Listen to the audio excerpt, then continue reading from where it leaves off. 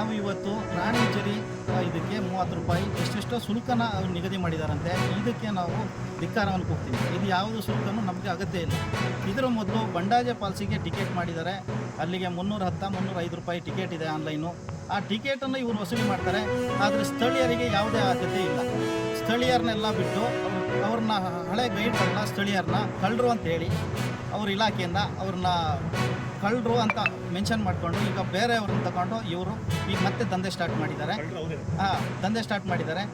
ಇವರು ಫಾರೆಸ್ಟ್ ಇಲಾಖೆಯವರು ಬೆಳಗ್ಗೆ 7 ಗಂಟೆಯಿಂದ ಇವ್ರು ನಾವು ಒಳಗಡೆ ಬಿಡ್ತೀವಿ ಅಂತ ಹಾಕಿದ್ದಾರೆ. 6 ಗಂಟೆಯಿಂದ ಟಿಕೆಟ್ ಮೆನ್ಷನ್ ಮಾಡಿದ್ದಾರೆ. ಇವ್ರು ಬರೋದು 10 ಗಂಟೆ 11 ಗಂಟೆಗೆ. ಅದ್ರ ಮೊದಲು ಫಾರೆಸ್ಟ್ ಇಲಾಖೆ ಒಳಗಡೆ ಯಾರಾದರೂ ಚಾರಣಿಗರು ಒಳಗಡೆ ಹೋದಾಗ ಅವ್ರಿಗೆ ಏನಾದರೂ ಹೆಚ್ಚು ಕಮ್ಮಿ ಆದರೆ ಯಾವುದೇ ಭದ್ರತೆ ಇಲ್ಲ. ಅದಕ್ಕೆ ಯಾವುದೋ ಇನ್ಶೂರೆನ್ಸ್ ಇದೆಯಾ ಅಂತ ಅವ್ರ ಇಲಾಖೆಯವ್ರ ಹತ್ರ ಕೇಳಿದರೆ ಯಾವುದೂ ಇಲ್ಲಂತೆ. ಮತ್ತು ಆನೆ ಹಾವಳಿ ಏನಾದರೂ ಒಂದು ಕಾಟಿ ಹಾವಳಿ ಆದರೆ ಯಾವುದೇ ಭದ್ರತೆ ಇಲ್ಲ.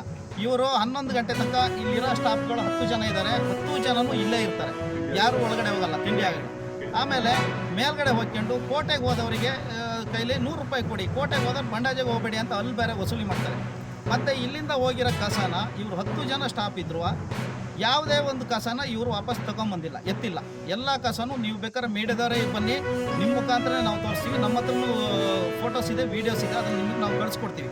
ಈ ಇಲಾಖೆಯವರು ದರೋಡೆ ಮಾಡ್ತೀವಿ, ಹಗಲು ದರೋಡೆನೇ ಮಾಡೋದು ಬಿಟ್ಟರೆ ಇವರಿಂದ ಯಾವುದೇ ಇದನ್ನು ಆಗ್ತಾಯಿಲ್ಲ. ಪರಿಸರ ಫಾರೆಸ್ಟ್ ಇಲಾಖೆ ಅಂತ ಇವ್ರು ಮಾತ್ರ ಹೇಳ್ತಾ ಇರೋದು ಬಿಟ್ಟರೆ ಸ್ಥಳೀಯರಿಂದನೇ ಫಾರೆಸ್ಟ್ ಆಗಲಿ ಯಾವುದೇ ಆಗಲಿ ಪರಿಸರ ಉಳಿದಿರೋದು ಬಿಟ್ಟರೆ ಇವರು ದಂಧೆ ಮಾತ್ರ ಮಾಡ್ತಾ ಇದ್ದಾರೆ. ಈ ಇದರಲ್ಲಿ ಅಲ್ಲಿ ಪ್ಲಾಸ್ಟಿಕ್ಕು ಉಳಿದ ತ್ಯಾಜ್ಯಗಳು ಯಾವುದನ್ನು ಇವರು ಕೌಂಟ್ ಮಾಡ್ತಾ ಇಲ್ಲ. ಎಲ್ಲ ಪ್ಲಾಸ್ಟಿಕ್ಗಳು ಗಾಡಲ್ಲಿ ಬಿದ್ದಿದೆ. ಇವರು ಏನು ಪರಿಸರನ ಉಳಿಸ್ತಾ ಇದ್ದಾರೆ ಅಂತ ನಾವೀಗ ಪ್ರಶ್ನೆ ಮಾಡಬೇಕಾಗಿದೆ.